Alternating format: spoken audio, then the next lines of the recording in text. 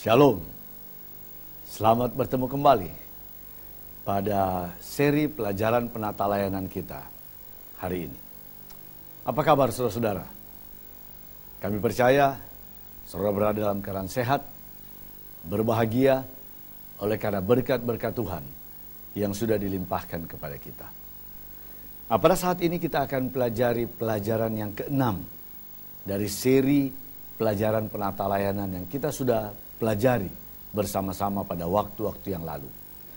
Nah, judul kita pada hari ini, atau pada saat ini adalah penata layan sebagai menjadikan murid. Nah, kita akan lihat bagaimana hubungan antara penata layanan dengan misi gereja, yaitu menjadikan sekalian bangsa murid Kristus. Nah, pelayanan penata layanan memiliki misinya tersendiri. Memiliki misi tersendiri untuk pelayanan ini. Dikatakan pernyataan misi penata layanan adalah untuk menyediakan pendidikan penata layanan yang menyeluruh, yang akan meningkatkan jumlah anggota jemaat yang bertekad untuk menjadikan murid dan setia kepada Allah dan misinya di atas dunia. Jadi ini ada sedikit perubahan paradigma di dalam misi pelayanan penata layanan. Barangkali selama ini saudara berpikir bahwa misi pelayanan penata layanan hanyalah meningkatkan keuangan gereja, persepuluhan atau persembahan. Tetapi sebenarnya kalau kita kembali kepada dasar pelayanan ini dibentuk, yaitu sebenarnya untuk mendukung misi gereja secara menyeluruh, yaitu menjadikan murid. Lalu dalam pelayanan penata layanan, apa yang menjadi misi kita adalah menyediakan atau mengadakan pendidikan penata layanan yang menyeluruh untuk seluruh aspek, seluruh segi kehidupan kita. Yang pada ujungnya atau muaranya, kita harapkan anggota-anggota ini akan terlibat aktif di dalam menjadikan murid melalui berbagai sarana atau prasarana yang Allah telah percayakan kepada kita. Nah, kita juga bisa melihat itu selaras dengan pernyataan misi gereja. Misi gereja Masih Hari ke-7. Ini saya kutip dari GC Policy, buku peraturan GC kita tahun 2009, halaman 10. Dikatakan misi gereja Masih Hari ke-7 adalah misi gereja Masih Hari ke-7 adalah menjadikan semua orang murid, memberitakan Injil yang kekal dalam konteks pekabaran 3 malaikat dari Wahyu 14 ayat 6 sampai 12. Menuntun mereka menerima Yesus sebagai juru selamat pribadi dan bersatu dengan gerejanya yang sisa. Melatih mereka untuk melayani Dia sebagai Tuhan dan mempersiapkan mereka untuk kedatangannya yang segera. Jadi seluruh pelayanan gereja ini haruslah mendukung misi gereja kita, yaitu menjadikan murid.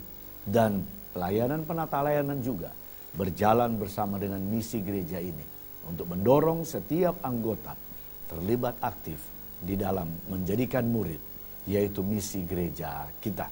Nah, misi gereja ini diambil dari perintah agung Yesus Kristus. Di dalam Matius 28 ayat 19 dan 20. Yesus berkata, "Karena itu pergilah, jadikanlah semua bangsa muridku, dan baptislah mereka dalam nama Bapa, nama Anak, dan Roh Kudus. Dan ajarlah mereka melakukan segala sesuatu yang telah kuperintahkan kepadamu. Dan ketahuilah, aku menyertai kamu senantiasa sampai akhir zaman." Ini ayat yang semua kita sudah menghafalkannya. Nah, sekarang mari kita lihat ayat ini di dalam menggenapkan misi gereja kita menurut sudut pandang penata layanannya. Kita lihat konteks Alkitabiahnya, latar belakang sebelum ayat ini diucapkan oleh Yesus, atau sebelum ayat ini ditulis oleh Rasul Matius. Yang pertama, kalau kita baca dalam Matius pasal 28 ayat yang ke-6. Ayat itu menyatakan bahwa Yesus Kristus telah bangkit. Khususnya ketika perempuan-perempuan ini yang datang ke kubur hendak mengurapi mayat Yesus, hendak membalsemi, memberikan balsam kepada mayat Yesus.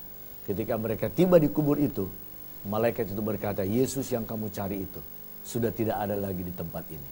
Kenapa? Karena Dia telah bangkit. Lalu ketika mereka melihat kubur itu, ternyata tempat itu sudah kosong.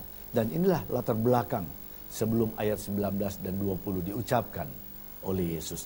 Lalu kemudian yang kedua, Yesus menampakkan diri kepada ke-11 muridnya. Itu ayat yang ke-17.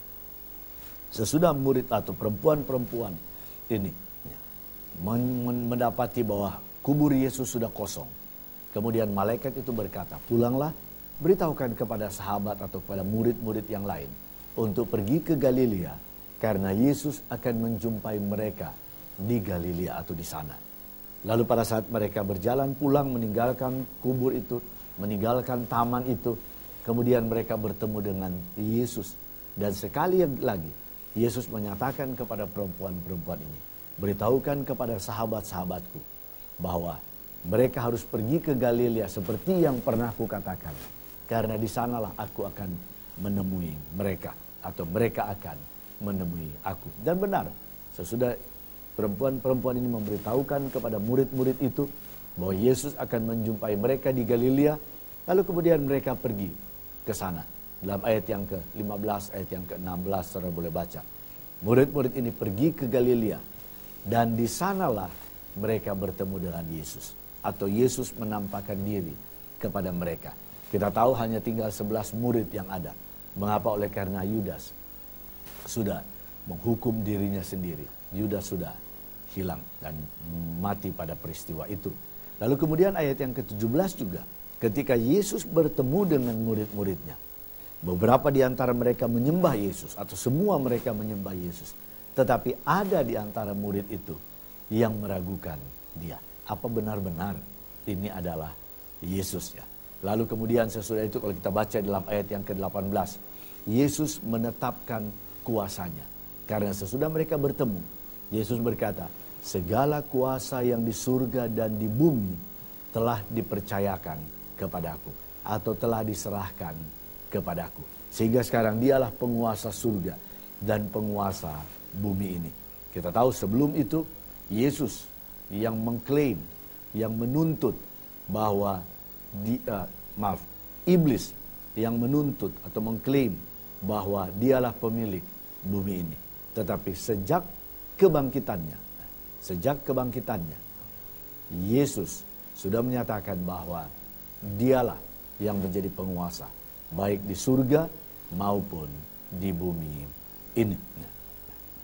Lalu kemudian sesudah Yesus menyatakan kuasanya ini, menetapkan kuasanya, dalam ayat 19 dan ayat 20, baru dia berikan perintah Injil itu untuk pergi dan menjadikan sekalian bangsa muridku.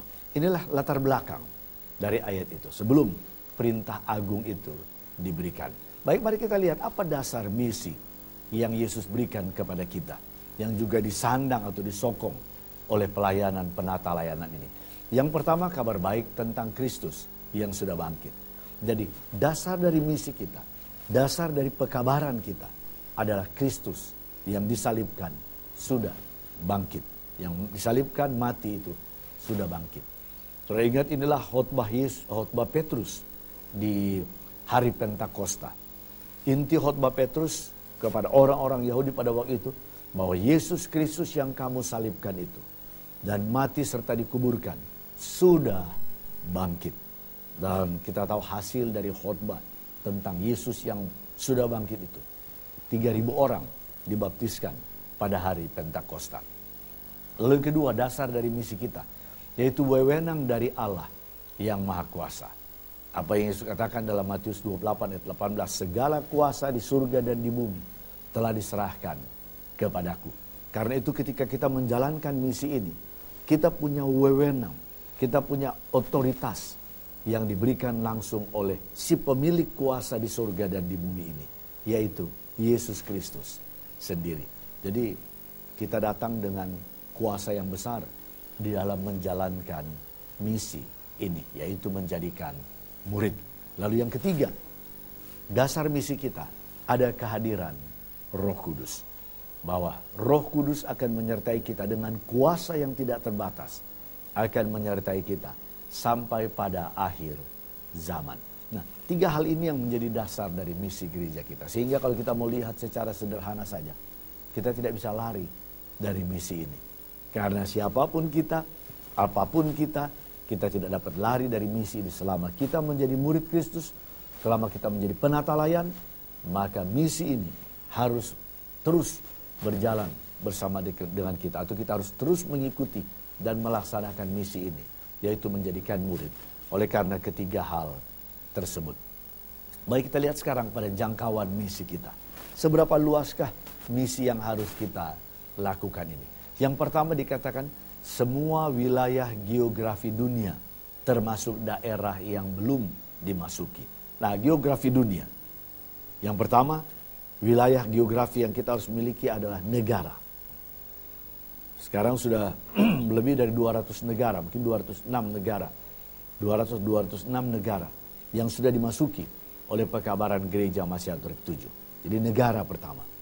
Oke, sekarang kalau negara kita sudah masuki, contoh saja untuk wilayah kita di sini, negara Republik Indonesia, Gereja Advent sudah masuk.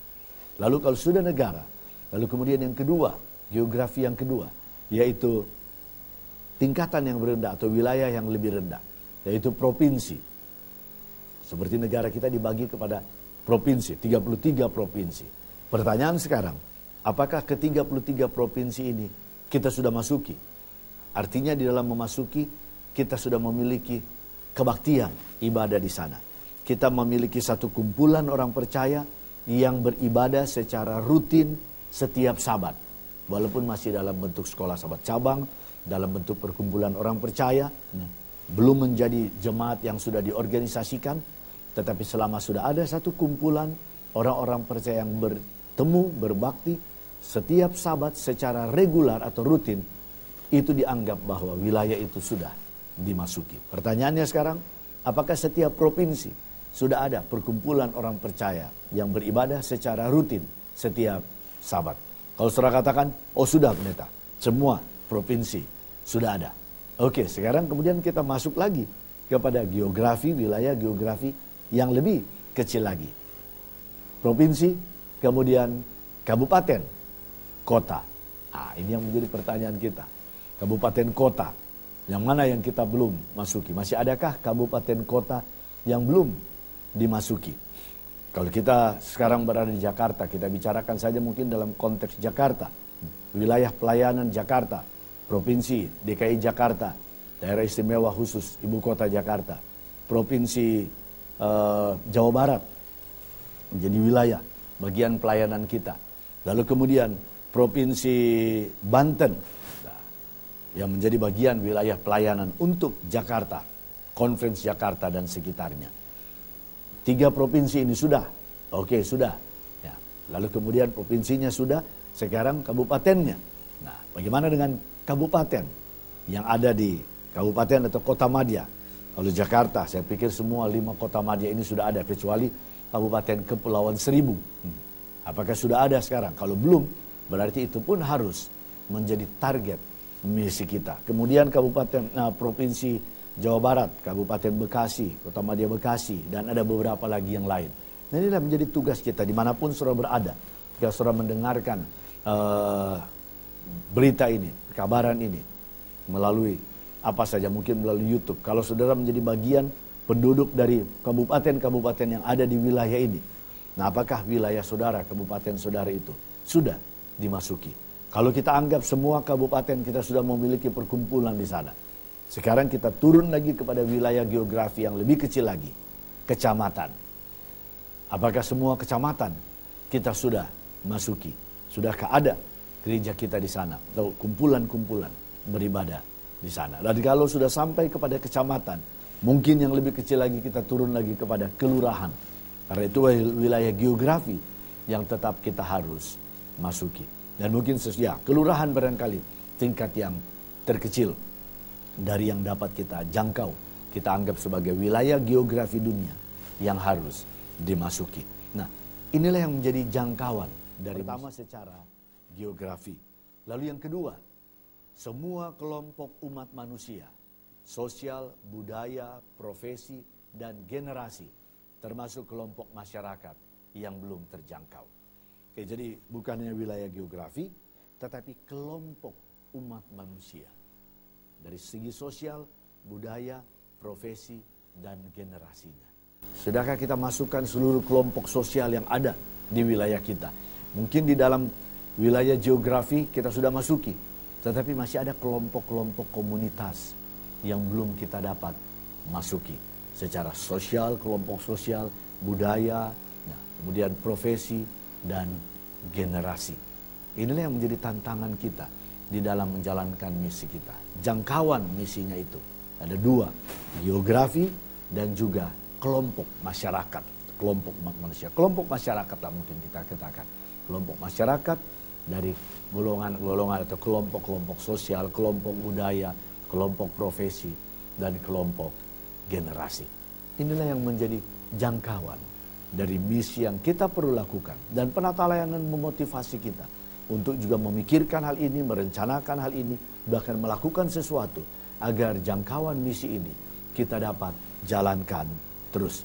Lalu kemudian yang berikut adalah pengalaman para murid sebelum mereka siap untuk menjalankan misi ini. Yang pertama, murid-murid menyembah Yesus. Ketika mereka bertemu dengan Yesus di Galilea, murid-murid ini menyembah Dia. Dan ini juga menjadi satu modal kekuatan untuk mereka dapat pergi dan menjalankan misi itu. Nah, demikian juga dengan kita. Setiap hari kita harus mengalami pengalaman penyembahan. Setiap hari kita harus menyembah Allah di dalam peribadatan pribadi kita, peribadatan keluarga kita, peribadatan jemaat kita. Nah, poinnya, ambil waktu untuk kita selalu menyembah Allah setiap hari. Karena penyembahan kita kepada Allah, peribadatan kita kepada Allah yang akan memberikan kepada kita kekuatan atau pengalaman baru untuk menyanggupkan kita pergi dan menjalankan misi ini. Saya mendorong saudara untuk pastikan setiap hari saudara memiliki pengalaman penyembahan pribadi, personal devotion with the Lord or to the Lord. Ya. Dan ini akan memberi kepada kita motivasi untuk menjalankan misi ini. Yang kedua, murid-murid diberi mandat untuk bersaksi bagi Yesus. Sesudah mereka menyembah Yesus, lalu kemudian Yesus memberikan kepada mereka mandat, memberi kepada mereka kuasa untuk bersaksi. Nah, mandat ini adalah suatu perintah mutlak yang diberikan oleh satu oknum yang lebih tinggi terhadap oknum yang lain yang kita katakan di bawah kekuasaannya. Dan mandat yang Yesus berikan kepada kita adalah bersaksi. Ceritakan tentang Yesus, ceritakan tentang keselamatan ini. Lalu yang ketiga, ya itu yang kedua. Kemudian panggilan untuk menjadikan murid. Ya. Sesudah Tuhan Yesus berikan kepada murid-murid yang mandat, maka dia memberikan kepada kita panggilan untuk menjadikan murid dalam ayat 19 dan 20 yang merupakan perintah agung ini. Ini panggilan kepada kita untuk kita pergi dan menjadikan murid. Ini yang dalam istilah lain kita seringkali sebutkan dengan perintah agung. Dalam ayat yang ke-19 dikatakan, oleh karena itu. Oleh karena itu ini adalah menyambung dari informasi yang disampaikan sebelumnya. Informasi sebelumnya ayat yang ke-18. Yesus katakan segala kuasa di surga dan di bumi sudah diserahkan kepadaku. Oleh karena itu. Nah, dengan kuasa inilah dia memberikan mandat kepada kita. Seperti dia berikan kepada murid-muridnya 2000 tahun yang lalu. Oleh karena itu. Katakan pergilah. Ini perintahnya. Pergilah. Jadikan sekalian bangsa muridku. Baptiskan mereka di dalam nama Bapa, Anak, dan Roh Kudus. Dan ajarlah mereka segala sesuatu yang sudah kuperintahkan kepadamu. Dan ketahuilah, aku menyertai kamu senantiasa sampai kepada akhir zaman. Nah, inilah panggilan. Yesus memanggil kita untuk kita dapat pergi dan menjadikan murid di dalam menjalankan misinya. Nah, mari kita lihat sedikit penjelasan tentang ayat ini. Matius 28 ayat 19 dan 20 ini. Dikatakan kalau kita teliti ayat ini, nah kita pelajari word study-nya, ya, kata-katanya. Hanya satu bentuk kata kerja perintah di dalam Matius 28 ayat 19. Yang dalam bahasa ini disebut dengan imperatif verb atau command verb. Kata kerja perintah. Apa kata kerja perintahnya? Jadikan segalian bangsa muridku. Jadikan murid. Itu kata perintahnya. Make disciples. Di dalam bahasa Aslinya Yunaninya dikatakan mateteusate, jadikan murid. Itulah kalimat perintah yang ada. Itulah perintahnya. Lalu kemudian, saudara lihat, ada 3 bentuk kata kerja pendukung. Nah, participles atau supporting verb. Ya. Jadi 1 imperatif, tapi 3 participles. Atau 1 kata kerja perintah dan 3 kata kerja pendukung. Apa saja participles-nya atau kata kerja pendukungnya ini? Pergilah. Ya. Pereutentes dalam bahasa aslinya. Kemudian baptiskan atau baptizontes. Ya. Kemudian ajarkan atau didas kontes. Jadi ini kata kerja pendukung yang mendukung kepada kata kerja perintah, yaitu jadikan murid. Artinya untuk menjadikan murid kita harus pergi, kita harus membaptis, dan kita harus mengajarkan mereka. Inilah siklus pemuridan yang lengkap yang sudah dituliskan di dalam ayat itu sendiri. Nah, penerapan dari ayat. Mari kita lihat penerapan ayatnya. Pertama, tujuan dari misi atau tujuan dari evangelisasi dan kesaksian pribadi adalah menjadikan murid. Jadi tujuan setiap program kita, setiap aktivitas gereja kita, tujuannya adalah menjadikan muridnya. Apa saja program kita, apa saja aktivitas gereja, biarlah muaranya adalah menjadikan murid. Jangan sampai kita menyimpang dari tujuan misi gereja ini. Arti dari misi itu. Tadi tujuan, apa arti dari misi itu? Artinya bahwa murid Yesus akan pergi keluar dan merekrut murid baru. Mereka harus pergi. Karena tadi itu perintah, kata kerja tambahan, pergi. Nah, untuk menjadikan muridnya. Harus pergi. Lalu kemudian membaptis, termasuk membaptiskan ke dalam Yesus. Jadi kita pergi untuk baptiskan. Nah, lalu kemudian yang ketiga, melibatkan pengajaran sesudah baptisan. Nah, kita pahami untuk seorang dapat dibaptis, seorang harus sudah percaya lebih dulu. Seorang yang sudah percaya dia harus belajar lebih dulu, dia harus mengerti. Dan seorang yang mengerti itu harus belajar lebih dahulu. Sehingga di dalam proses menjadikan murid, kalau kita lihat menurut ayat ini, ada 2 bentuk pengajaran. Yang pertama pengajaran sebelum baptisan, kita mengajarkan tentang ajaran-ajaran utama, kepercayaan gereja kita. Lalu kemudian sesudah dibaptiskan, belum selesai proses menjadikan murid ini. Kita harus mengajarkan mereka lagi bagaimana kehidupan umat-umat Allah. Karena orang yang dibaptiskan ini bergabung dengan keluarga Allah. Maka kepada mereka harus diajarkan lagi bagaimana kehidupan yang baru sebagai umat-umat Allah. Lalu di situ juga kita ajarkan mereka bagaimana mereka harus diperlengkapi untuk mereka harus belajar dan memperlengkapi diri agar mereka dapat pergi kembali untuk menjadikan murid. Nah, ini yang sekarang selama ini menjadi tantangan kita. Biasanya kita berhenti kalau sudah baptisan. Pengajaran sebelum baptisan kita jalankan, tapi kemudian sesudah dibaptis kita berhenti. Padahal sesudah dibaptiskan kita harus melanjutkan lagi dengan pengajaran sesudah baptisan.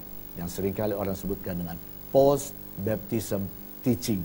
Ya, mengajarkan hal-hal yang mereka perlukan sesudah mereka dibaptiskan. Nah, itulah artinya.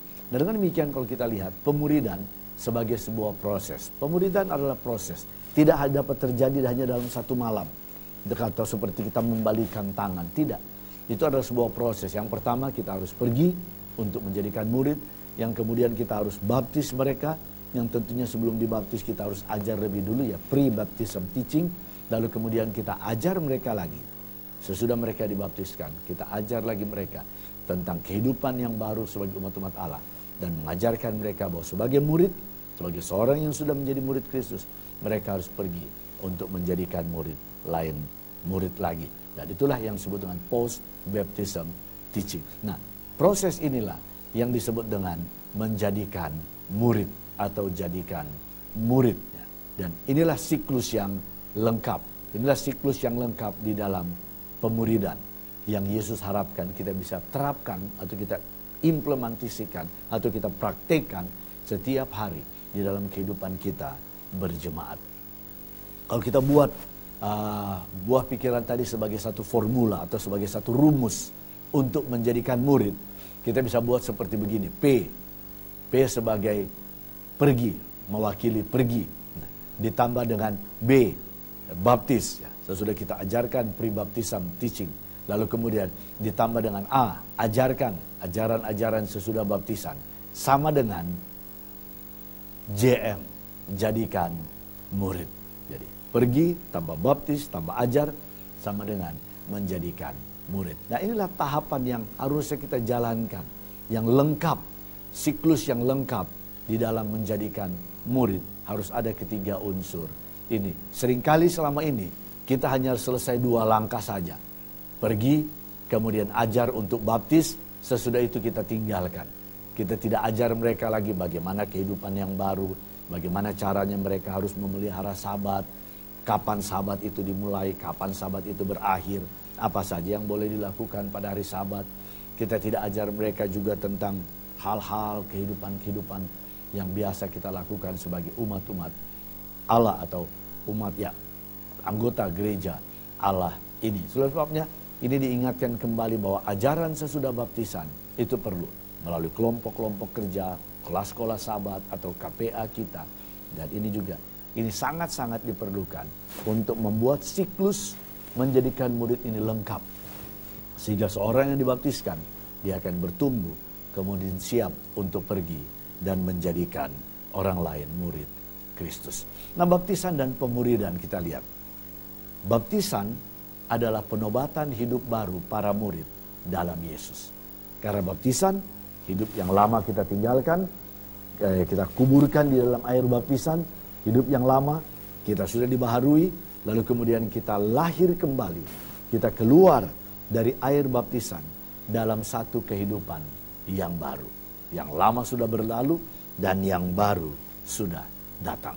Inilah baptisan itu. Nah, penobatan, pengukuhan, di penobatan, pernyataan tentang hidup yang baru. Dan inilah bangka yang pertama di dalam baptisan, yang hendaknya dialami oleh setiap orang. Lalu yang kedua, baptisan adalah pengangkatan para murid ke dalam persekutuan dan kehidupan jemaatnya. Dengan dibaptiskan, mereka diangkat dan digabungkan ke dalam keluarga Allah, yaitu jemaat. Karena baptisan adalah gerbang untuk masuk bersatu dengan keluarga Allah.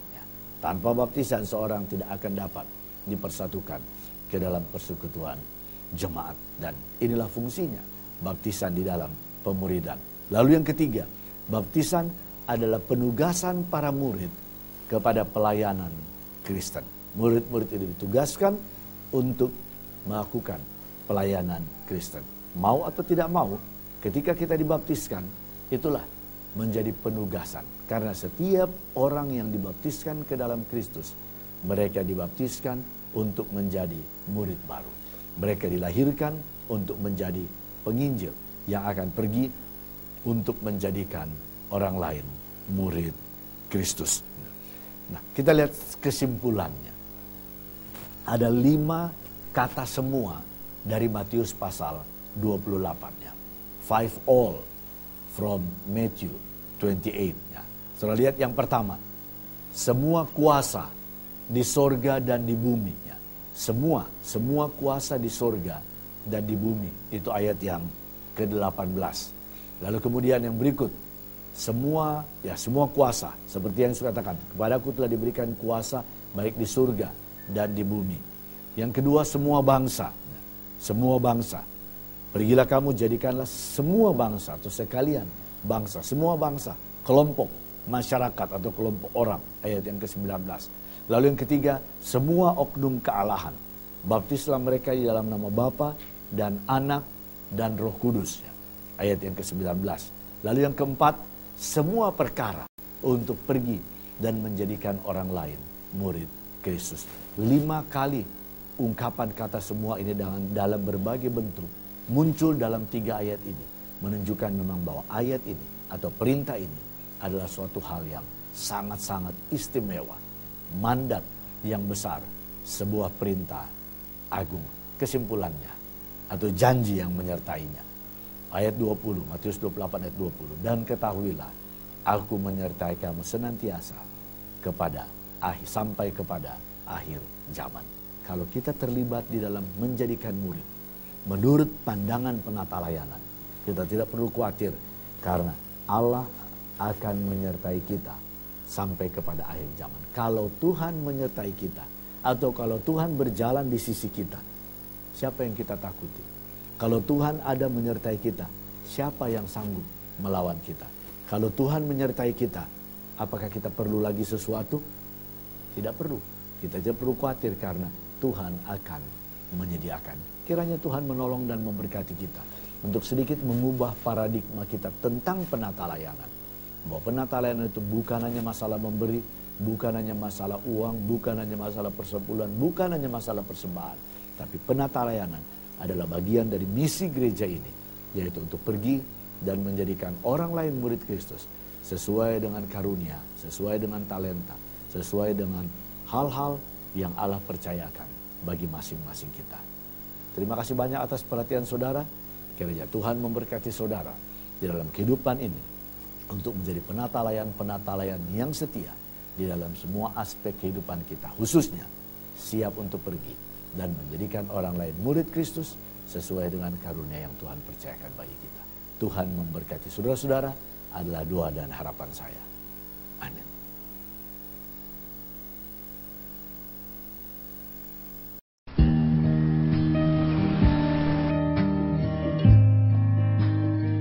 Every hour of every day, someone, somewhere is praying for the outpouring of the Holy Spirit.